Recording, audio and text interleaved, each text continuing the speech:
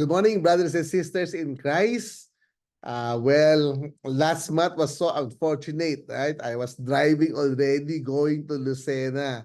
And suddenly, because of that strong typhoon, the strong wind, the flood, I was not able to push through. But I was able to reach Aluminos already when Sister Glory, no, Sister Lynette pala. So nahilo na ako kung sino yung mga tumatawag sa akin. Lynette called me up na yun na nga, no? Kasi it's because of the typhoon, brown out, and it's so difficult to go to church. So the worship service was canceled. But anyway, here we are today. Again, no? Sorry, Zoom, ha? Kasi nga, I'm now in Legazpi, back in Legazpi once again. And I have already planned trips already going to Manila that has not match the time today that where we would be preaching to you again the word of God. And anyway, what is important is we are here and we are able to worship the Lord and share to you guys his word. Okay, so let's begin with the word of prayer. Gracious Heavenly Father, we just want to come before you and give thanks because this is an opportunity that we're able to come together once again to worship you in spirit and in truth. We just want to lift up to every single one of our congregation that you would be the one to take good care of them, bless them with good health, bless them with good fortune, and also bless them, Lord, with the right people around them that who would encourage them to continue to thrive in order to honor and glorify your name. So thank you, Father, for this much opportunity coming together. And as we learn from your word today, we pray that you will speak to our hearts. Help us, Lord, indeed to apply it and be transformed. Thank you, Father, for this time. We commit the rest of the things and the rest of the time into your hands once again. In Jesus' name we pray. Amen. Amen. Yes. Okay. So our topic today that I would like to discuss with you guys is about love like Jesus. Okay. Accepting all who are willing. Okay. Our passage today is found in Luke chapter 19 verses 1 to 10. It states here, he entered Jericho and was passing through, and behold, there was a man named Zacchaeus. He was the chief tax collector and was rich. Verse 3, and he was seeking to see who Jesus was. But on account of the crowd, and he could not because he was small in stature. And so verse 4, so he ran on ahead and climbed up into a sycamore tree to see him, for he was about to pass that way. And when Jesus came to the place, he looked up and said, Zacchaeus! Sabi niya, Zacchaeus, hurry, come down, for I must stay at your house today. In verse 6, so he hurried and came down and received him joyfully. And when he saw it, they all grumbled. He has gone in to be the guest of a man who is a sinner. And Zacchaeus stood and said to the Lord, behold, Lord, the half of my goods I'll give to the poor. And if I have defrauded anyone of anything, well, I restore it fourfold. And verse 9, and Jesus said to him, today salvation has come to this house, since he is also what? As a son of Abraham. For the Son of Man came to seek and save the lost. Yan. So today we start again our study about our Lord Jesus Christ. For the past months, we have been talking about how to live our life like Jesus. But today, we will now shift our discussion not how to live our life, but how to love like Jesus. Napalitan yung konting spelling IVE naging OVE. Actually, one word, one letter lang yung napalit. From life, live, or to love. No? How to love like Jesus. No? I do believe this is a very important topic about the love of Jesus. The love of Jesus tells us about the agape love, the ultimate love, the sacrificial love, the everlasting love. So, we all know that already. We heard about it. But what does really love of Christ mean to you? Okay? We might say that we understood it already, but do you really understood it right? Yeah, this is the question, no? Well, my life growing up is not easy. I just want to share to you a part of who I am, no? Though being a Chinese family, our family really struggled financially for our survival. I started doing my own business at the age of 9.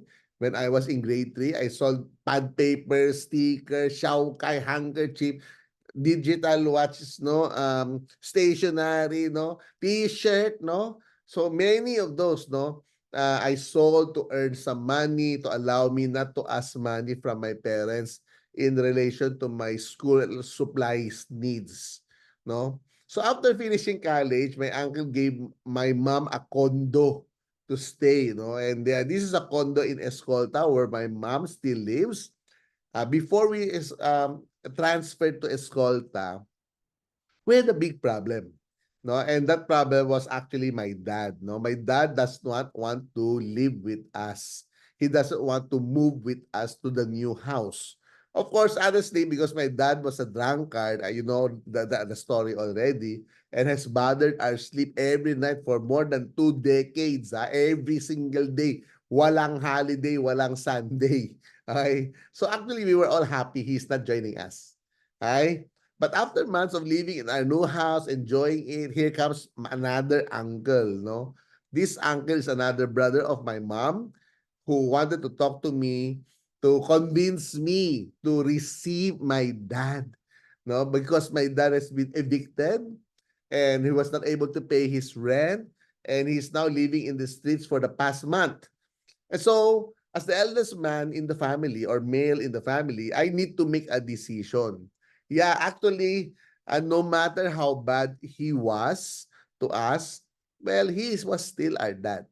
So me and my dad talked and agreed for him not to touch any liquor if he wanted to enter this new house, or I will evict him back to the streets. And he actually agreed. All his stay with us in Escolta, he came in religiously by 6 p.m. or earlier. Okay? He has not touched liquor except for once. It was his birthday and so he was asking na pwede bang to go out with his barkada. Yeah, then we, of course, syempre, di ba? I would allow him. But again, no, after that, never again did he touch a single bottle in his life until he died. Okay, you know, loving people is difficult, right? Especially if they are difficult to love. Sometimes it was difficult to love our own parents because expectations towards one another do not meet. But as a true believer, expectations met or have not met doesn't really matter, right? Because bottom line, they are still our parents. And it is not for us or them to meet each other's expectation, but it is all about you and me meeting the expectations of God. Yes, we might have done our best, but our best is never good enough in the eyes of our parents. Yes, we have given so much, but still, no, our parents or boss or friends would always say it's not enough. Our best may not be easy for them. As long as it is our best, I believe it is good enough. Right? We cannot demand people to accept the best na standard of our own best. But we are able to do our best is good enough for yourself because you have tried, you have given the very best already. That's already the best you can do or you can contribute or you can give. It's good enough. No, even if it doesn't meet the standard, their best, it doesn't matter. Important is you gave your best. I do believe all of us have different expectations from people, and the people around us also have different expectations from us. But, you know, as long as you and I were able to give our best, it's good enough.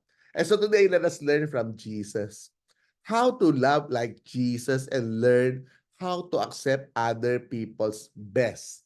Yeah, God is good. I think I tell you. The Bible has been given to us to understand more about Him and our Savior Jesus.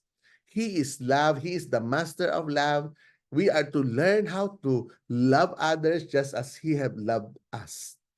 And so, Let us learn together from the passage. No, we are borrowing the story from the tax collector named Zacchaeus, a very popular story that we already know since we were kids, right? And so let me read to you again the passage. No, he is Jesus entered Jericho and was passing through, and behold, there was a man named Zacchaeus. He was the chief tax collector and was rich, and he was seeking to see who Jesus was, but on account of the crowd, he could not because he was small, diba? In stature. And so he ran ahead, no? And climbed up into a sycamore tree to see him, for he was about to pass that way. No? So the first point that we like to talk about is love like Jesus, acknowledge all people. Again, love like Jesus, acknowledge all people. It means we need to recognize the existence of people, all kinds of people around us. Okay? That is very important. We are not to discriminate or to look down on people, but we need to accept all of them, no? Just like how God accept all of us. Okay? You know, in our story, we have this main character named Zacchaeus. Okay? The passage tells us that he was the chief tax collector. He was rich. He was short. He was seeking to see who Jesus was. Of course, we already know the tax collector are the most hated people, no, in their time, no, especially hated by their own people because tax collector gets rich at the expense of the people. They charge people more than what the government demands. And that is how they earn money or get rich.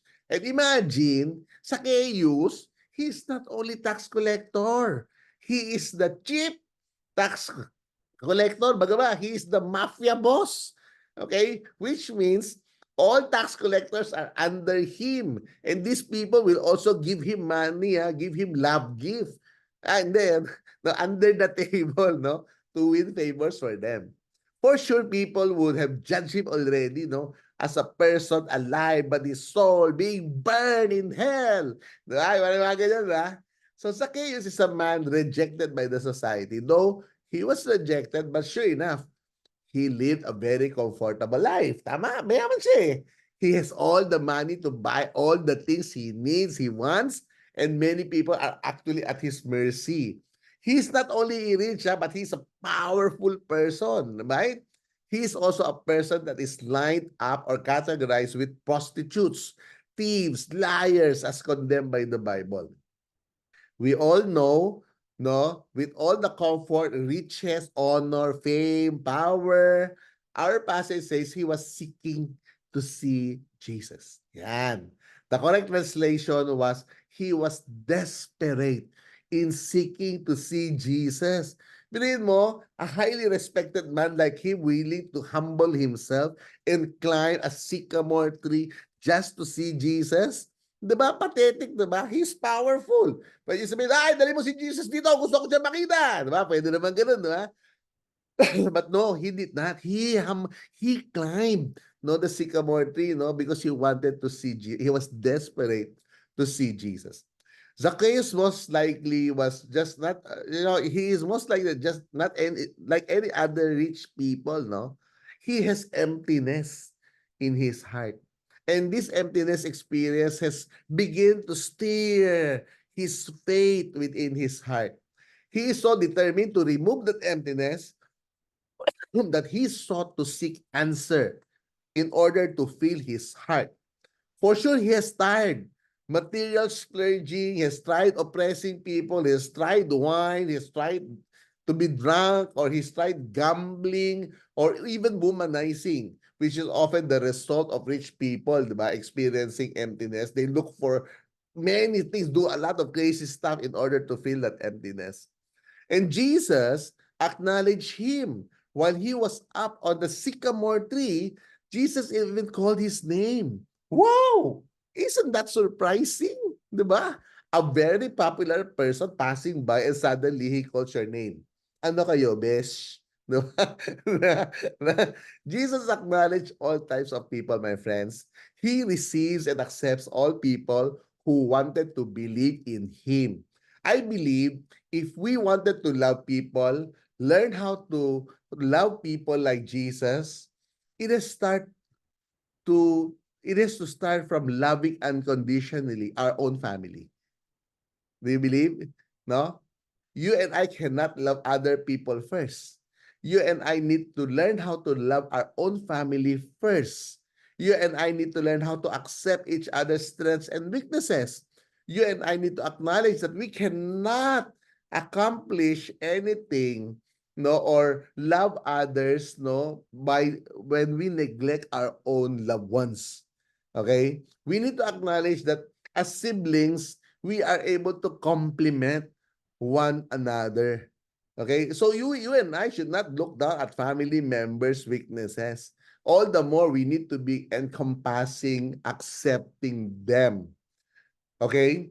Yes, you might feel slighted, no? You might feel abused, you might feel unfair, you might feel ridiculed, no? But that will always be one-sided perspective. Your parents might be giving more time to one of your siblings because they know he or she needed more help than you. Instead of understanding the situation, what happened? You felt unfair. You felt you're not loved, no? Your parents might be giving more money to one of your siblings because they know they made wrong choices.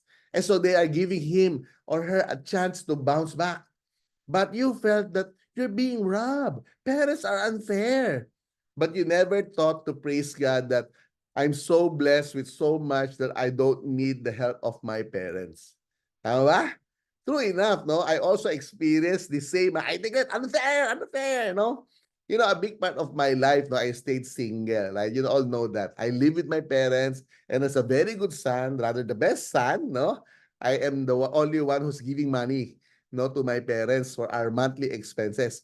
I gave them allowance, no, extra, whatever they wanted to buy for themselves. For the last 30 years of my life, it has been like that. And until today, no, I still give, no. And suddenly, no, in this period of time, I caught my mom creating 3 bank accounts. And she was telling us that she made those 3 bank accounts for the 3 of us, my sister, me, and my younger brother. And so when she dies, she will at least have something to give us in return. And so I told my mom, what?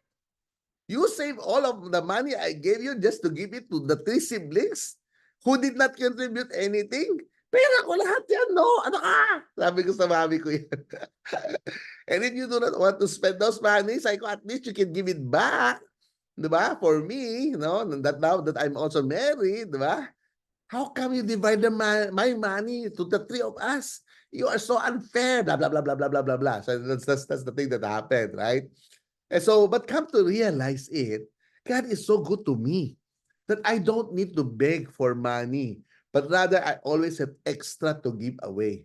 Developing a loving and accepting our family is not easy. We need to learn how to acknowledge each one, our loved ones, no? That they are different from us and each have different needs. And we are to ever present to help fill up the needs, no? And the same goes for them, no, towards us. Just as Jesus acknowledges Zacchaeus, a sinner, you and I need to learn how to acknowledge all kinds of people. Love them, accept them, be available to help them, thinking that God is so good that you are not in need like them or like others. We are to accept all people just like how God accepted you and me. Okay? So that's very important. So, second, in verse 5, and when Jesus came to the place, he looked up and said to him, Zacchaeus, hurry, come down, for I must stay at your house today. So he hurried and came down and received him joyfully. And when he saw it, they all grumbled. He was gone.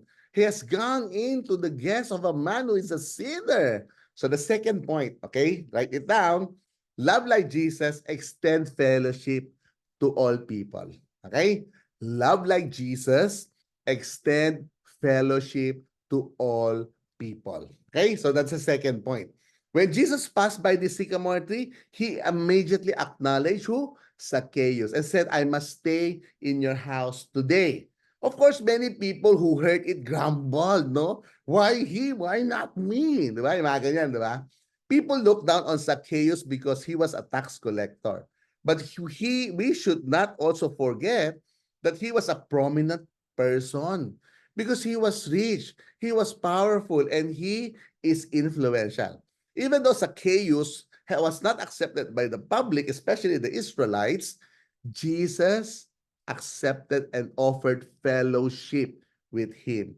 Jesus stayed in his house. He dined with him. He spent time teaching him, telling him about the kingdom of God. Jesus started to tell Zacchaeus spiritual things that started to fill the emptiness that is inside Zacchaeus. I do not know, no, if they had coffee or cakes, no, but definitely the conversation was life transforming. You know, to love people like Jesus, you and I need to learn how to talk to people, how to spend quality time with people, how to share the good news of God to in our life, how to bless others, how to use words and transform people's feeling.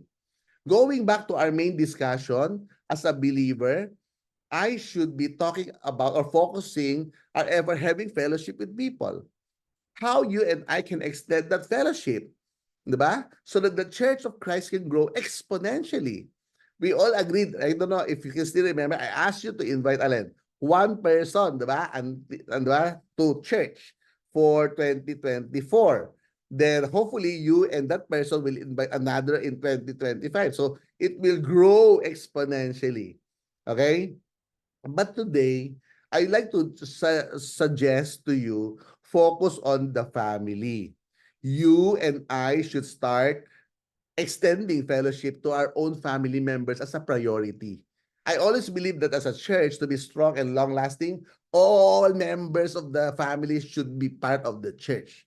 Okay? This is in order to fulfill the promise of Jesus, no? Believe in the Lord Jesus Christ, you will be saved, you and your household. Therefore, to love like Jesus, we need to extend fellowship to our own family members first as a priority, no, than reaching out to other people. Okay? Pag na lahat na sa church na, then you start reaching out to people. Yan, no? Why? Such extended family fellowship should not only be family members who have not known Jesus, but also more important to those who already have fellowship or known Jesus. Tama ba? Tama ba? We should not neglect fellow believers in our family. Okay, this is often a mistake. We give so much attention to those who are not saved and we neglect those who are already saved. No, the Bible teaches us to provide for the believers first before providing the needs of the non-believers' needs. Therefore, guys, maintaining fellowship and relationship with fellow believers, especially within the family, is a priority. Not because the entire family are already believers, there's no more conflicts. Unfortunately, this is a myth. Okay? Christian families can still have conflicts. And if not guarded well, it can even escalate into church splits. You know? Whenever we extend fellowship, it is important to really eat together. Now, we Chinese really love to eat, right? Spend quality time, exchange thoughts, especially for the good of the family. Discuss positive things with family members. Always use the word of God to exhort one another. Never allow negative comments enter the family relationship. Be keen in observing one another's transformation and spiritual walk with the Lord. Do not hesitate to ask someone's spiritual journey and be blessed when others felt blessed by God. Yan, importante yan. No? So let us all get our family members come to church. Let us lift one another. Let us help one another reaching out to every family to be a member of United Evangelical Church of Lucena. And most important of all, guys, do not let family members who have been coming to church remain as an attendee only. Invite them to join a small group. Do not hesitate to invite them, that hoping somebody will invite them. No, you invite them. Love like Jesus Extend fellowship to all people, especially to your own family members, believers or non-believers alike. Okay? So that's number 2. Number 3, verse 8. And Zacchaeus stood, no, and said to the Lord, Behold, Lord, the half of my goods I give to the poor. And if I have defrauded anyone of anything, I restore it fourfold. And Jesus said to him, Today, salvation has come to this house, since this is also a son of Abraham. So the Son of Man came to seek and save the lost. Yeah. So the third point, write this down. Love like Jesus, be transformed by the love of Jesus. Okay, love like Jesus, be transformed by the love of Jesus. Okay, so third, to love like Jesus is to be transformed by the love of Jesus. We are to be transformed from our old ways of life to a new way of life, to a better life. Yan. Just like Zacchaeus, no, I do believe he was greedy. He was a betrayer of his country. He served alien power. He oppressed his own people. He had stolen much money from many. But because he encountered Jesus, everything changed. Okay, everything changed. So see, number 1, Zacchaeus knew he was a sinner and readily confessed he needs a savior. This is in contrast with the people no acted self-righteously. Then they verbally attacked Jesus. Why? Why you eat with the sinner? No, no, no. They totally misunderstood the purpose of Jesus in coming to the world, and that is to seek and save the lost. Second, Zacchaeus repented and changed his whole life. Okay, he completely turned around from his sinful life to God and his ways of righteousness. Okay, he gave half of his goods to the poor. He did exactly what Jesus said, no, time after time. He did exactly what the rich young ruler refused to do. I don't know if you remember the rich young ruler, diba? Who was so rich and was asking, how can I have eternal life? And Jesus said, sell everything. Follow the 10 Commandments. Love your neighbor as yourself. Diba? And the rich man said, I have done everything since I was young. And Jesus said, the one thing you need to do, sell everything and follow me. And the rich man, the rich young man stooped down, his head down and walked away. Why? Because he was so rich and he cannot let go of his riches, no, and follow Jesus. So sad, no? He hesitated because he cannot let go of the money. Okay? So number 3, Zacchaeus gave back to those who had cheated. He gave 4 times what he had taken. This is called restitution. It means paying back what he got with interest.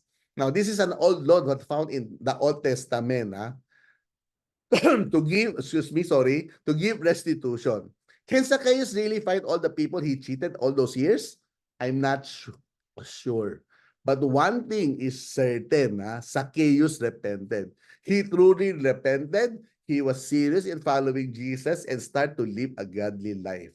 But wait, there's more. Yan, di ba? The repentance of Zacchaeus saved Zacchaeus, and that the message of salvation was also brought to his family.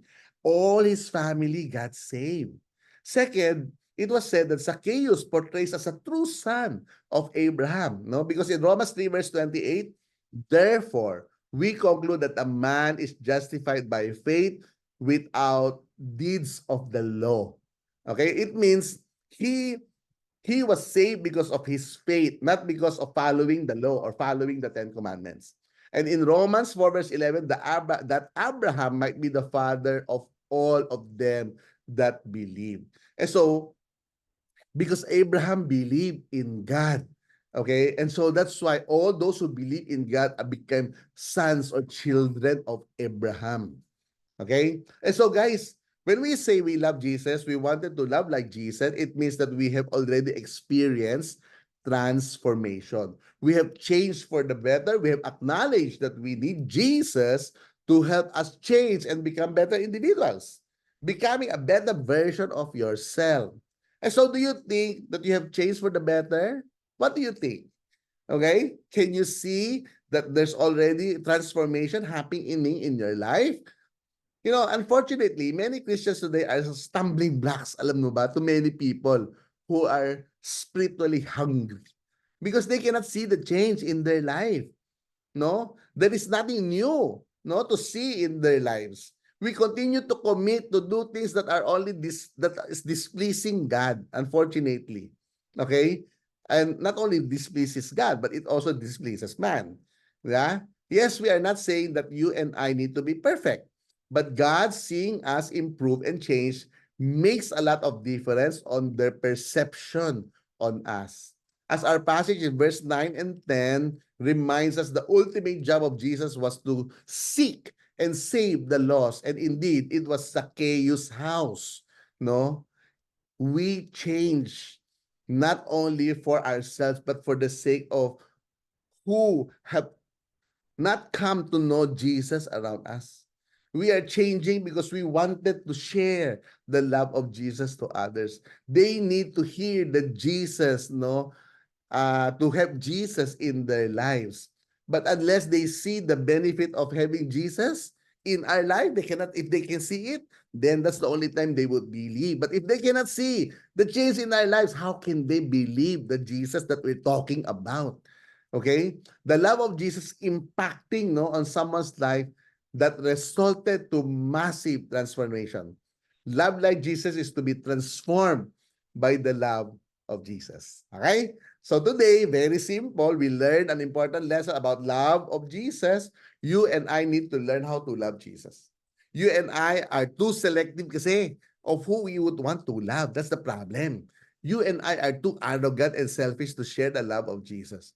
You and I have been Christians for a long time, but how come there's still many family members and relatives refuse to believe in Jesus? You and I have been Christians for a long time, but how come we still make decisions that align with the will of God? You and I have been Christian for a long time, but how come we still treat our own family members as enemies to be hated and played with schemes?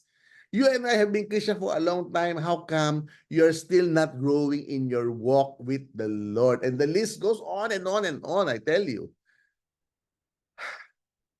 Today, if you and I wanted to seriously understand how much God loves you and me, then we need to learn how to love like Jesus. Love like Jesus, able to accept all kinds of people regardless of their status in life or who they are. Love like Jesus is about extending fellowship to all kinds of people with the purpose of propagating the gospel. We need to prioritize targeting our loved ones and relatives. We need to intensify this area as a church. We are already mid-2024, my friends. Where is the person that you're planning to invite this year? Yeah, yan yung question, ha? Nag-check na ako na attendance, ha? Who is the person who you would want to share the love of Jesus? Now, asan na siya? Okay? June na. Okay? So, patapos na ang June. Half of the year has gone. Okay? And lastly, love like Jesus being able to experience transformation for the better. And it has to be affirmed and witnessed by the people around you that you have changed. Okay? And so what shall we do? First of all, you need to evaluate your life, especially how you treat your families and loved ones. Second, you need to talk to people and ask whether they can see the change in you as a person. No? If not, go back to number one. Reflect. Di ba? If yes, still go back to number one. Think more. What are the other things that I need to change, no, in my life, no? Third, you need to be part of a small group or a life group. Grow in the life group with your members. Imagine if you and I are becoming and evidently loving like Jesus, our church, UEC Lucena, will become a magnet, of people, wanting to change. You and I have to start working on this seriously, working by loving like Jesus towards the people around us so they could also know Jesus. Okay, let us pray. Gracious Heavenly Father, we just want to honor you. We just want to love you. Thank you for loving each one of us. Thank you for the gift of eternal life. And so, Father, help us, Lord, to love like Jesus. Thank you, Father, for loving us once again in Jesus' name. Amen. Amen. Okay? So I hope Let's start, no, loving people like Jesus. God bless.